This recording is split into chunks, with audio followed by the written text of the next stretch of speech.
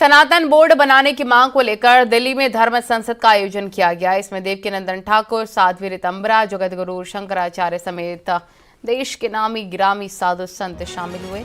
इस दौरान देवकीनंदन ठाकुर ने तिरुपति मंदिर के प्रसाद में मिलावट का जिक्र करते हुए कहा, ऐसी घटना दोबारा ना हो, इसके लिए सनातन बोर्ड होना चाहिए। उन्होंने कहा, सरकारी अधिकारी हमारे मंदिर की व्यवस्था कैसे कर सकते हैं जिनको सनातन के बारे में कुछ नहीं पता। इसके साथ तमाम साधु संतों ने भी सनातन बोर्ड की मांग को लेकर एक सुर में आवाज उठाई है।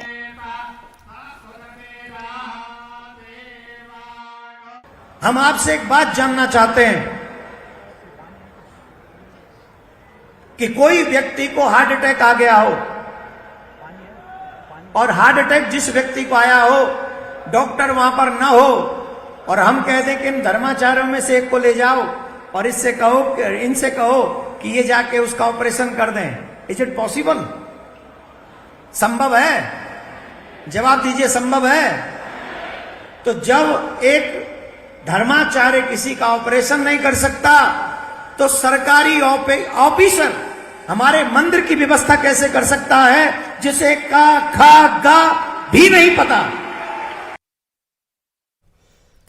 वहीं पर द्वारका पीठ के शंकराचार्य सदानंद सरस्वती ने कहा, अगर हम अपने सर्वधर्म को नहीं पहचानेंगे तो हमें इसी तरह अपमानित होना पड़ेगा। दूसरे लोग हम पर शासन करते रहेंगे, हिंदुओं को एक होना चाहिए।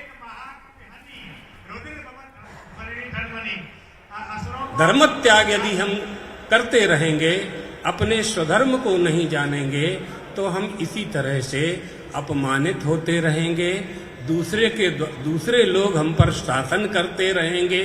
हुआ ना 800 साल 600 साल अंग्रेजों का शासन तो हमारे आपके पिताजी ने देखा। यदि हम एक हो जाते हैं, संगठित हो जाते हैं, हम में एकता आ जाती है, हमारे ऊपर कोई शासन नहीं कर सकता और कोई आंख भी नहीं दिखा सकता। धूमायन्ते गुबोतानी ज्वलंती सहतानी च, अलग अलग लकड़ी धुआं करती है, महाभारत का वाक्य है। जब लकड़ी इकट्ठी हो जाती है तो होलिका दहन हो जाता है। इसलिए हमें समस्त सनातन धर्मावलंबियों को, समस्त हिंदुओं को एक हो जाना चाहिए, सारे मतभेद भुला करके एक हो जाना चाहिए। रामविलास वेदांती ने मुसलमानों से अल्पसंख्यक का दर्जा वापस लेने की मांग की और कहा कि कैसे मुसलमान अल्पसंख्यक हैं, यूपी में इनकी आबादी 19% हो गई है।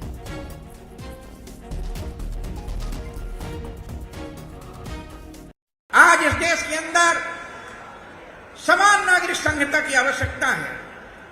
आज इस देश के अंदर मैं निवेदन करना चाहता हूं, मुसलमानों के लिए कानून बना है और मुसलमान अपने कानून का पालन स्वयं नहीं करता, केवल हिंदू कानून के पालन करने के लिए बना है।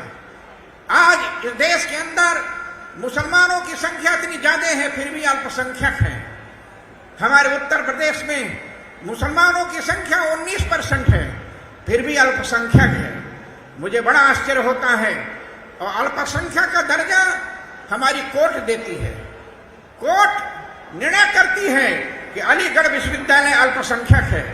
मुझे बड़ा आश्चर्य हो रहा है। आज मैं निवेदन करना चाहता हूं, हमारे उत्तर प्रदेश के कई जिले मुस्लिम बहुल हो गए फिर भी मुसलमान अल्पसंख्यक है।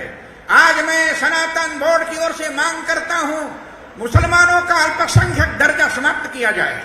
ये मुसलमान अल्पसंख्यक नहीं है। और धर्म संसद से बटेंगे नहीं कटेंगे नहीं का नारा भी गूंजा। वृंदावन से पहुंचे संत गोविंदानंद तीर्थ जी महाराज ने कहा, हमारी अहिंसा में इतनी ताकत हो कि सामने वाला अपना हथियार नीचे रख दे। अभी नारा उठा था, अभी नहीं तो कभी नहीं। अब हम नारा लगाते हैं, अरे हम बटेंगे नहीं, हम कटेंगे नहीं, और बल्कि आगे बढ़कर कहेंगे, यदि सनातन वक्फ बोर्ड की स्थापना हो गई तो हम बटेंगे तो नहीं, कटेंगे भी नहीं, किंतु इतनी ताकत आ जाएगी हम काटेंगे। और जब हम काटेंगे तो याद रखिएगा, हमारी अहिंसा में इतनी ताकत होनी चाहिए कि सामने वाला आदमी हथियार नीचे रख दे।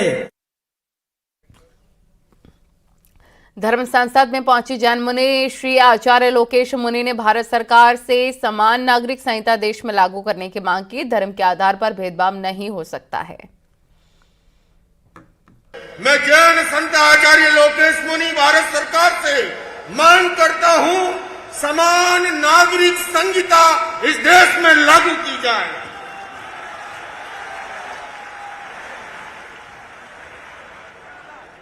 मैं देख रहा हूं अभी महाराष्ट्र में चुनाव हो रहे हैं, संविधान की बात को लेकर के हर दल बात कर रहा है। हमारा भारत देश एक संविधान और एक प्रधान की बात करता है, तो भला उस देश के अंदर धर्म के आधार पर भेदभाव कैसे हो सकता है? ये अन्याय है और आज उस अन्याय का खत्म करने के लिए ये धर्म संसद का आयोजन भारत की राजधानी में हुआ है। और धर्म संसद को संबोधित करते हुए दंडी स्वामी जी महाराज ने कहा, सनातन सबसे पुराना धर्म है, सभी मस्जिदों के नीचे मंदिर ही मिलेगा। हम तो कहते हैं कि अपने आप में अब जितने भी मस्जिदें हैं ना धरती पर, अगर सारे मस्जिदों को अपने आप पे तोड़ा जाए ना, तो सारे मस्जिदों के नीचे से अपने आप पे भगवान की प्रतिमा ही प्रकट होगी, क्योंकि इससे पहले कोई धर्म था ही नहीं। 95,000 करोड़ वर्ष पुराना सनातन धर्म है जिसमें हमारा विराजमान है। जितने भी मस्जिद अगर तोड़ी जाए तो सबके अंदर से भगवान की प्रतिमाएं प्रकट होंगी। इसी सनातन धर्म की सुरक्षा के लिए वोट मनाया जा रहा है। और वहीं महंत राजूदास ने भी धर्म संसद को संबोधित किया और कहा कि बहुत जिहाद सुना था, वोट जिहाद भी स्टार्ट हो गया है। चादर फादर वाले क्या है महाराज जी, वो सिर्फ एक का ही बात करते हैं। बताइए ना, वोट जिहाद चल गया, बताओ। अभी तक तो थूक जिहाद चल रहा था, मूत जिहाद चल रहा था, लब जिहाद चल रहा था, लैंड जिहाद चल रहा था, धर्मांतरण जिहाद चल रहा था, आर्थिक जिहाद चल रहा था। अब बताओ, ऐसे ऐसे जिहाद शुरू कर दिया उन्होंने, अब वोट जिहाद शुरू कर दिया।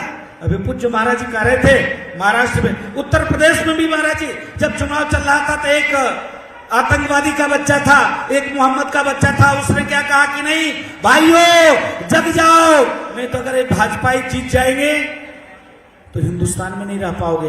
अरे पूज्य महाराज जी, सबसे ज्यादा सुरक्षित आज कोई है तो आतंकवादी का बच्चा सुरक्षित है। कोई दंगा नहीं, कोई बवाल नहीं, कोई विवाद नहीं, कोई अपवाद नहीं, हर व्यक्ति सुरक्षित है। और पंडित प्रदीप मिश्रा ने मंच से बिना नाम लिए तौकीर रज़ाक को करारा जवाब दिया और कहा, शास्त्र के साथ शस्त्र भी रखिए। जितने घर में सदस्य हैं उतने औजार होना चाहिए। और वक्त पड़ने पर राजस्थान की भूमि पर खड़ा होकर एक विधर्मी कहता है कि हमने हमारे युवाओं को रोक रखा है। उस विधर्मी को मालूम नहीं है यहाँ जितने कथाकार बैठे हैं इनकी सभा में करोड़ों लोग इकट्ठे होते, एक आवाज लगाने की जरूरत है, सब जयपुर और उज्जैन जहां जाना है वहां पहुंच जाएंगे। उसको समझ में नहीं आता, कहने वाला मंच से कह देता है कि हमने रोक रखा है। वो तो हम संविधान का सम्मान करते हैं, हम संविधान को आगे ले